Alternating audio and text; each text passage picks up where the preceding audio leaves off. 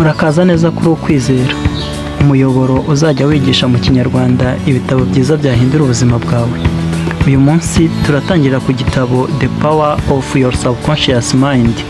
Tugenekereje ni nko kuvuga ngo imbaraga z'ubwenge bwawe butagaragara. Muri iki gitabo Dr. Joseph Murphy atubwira ubwenge bwacu butandukanye.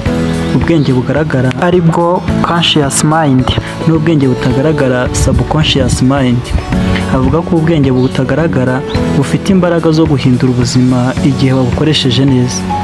Kuri we inama ya mbere ni ugushyira mu bwenge bwawe butagaragara ibitekerezo byiza.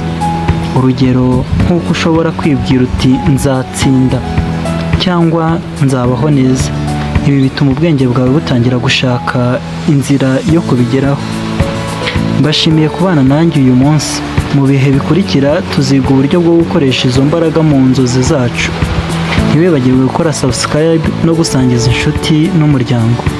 Reka mbifurize kugira ukwizera kuko icyizere ariyo ntambwe ya mbere yo gutsinda no kubigeraho.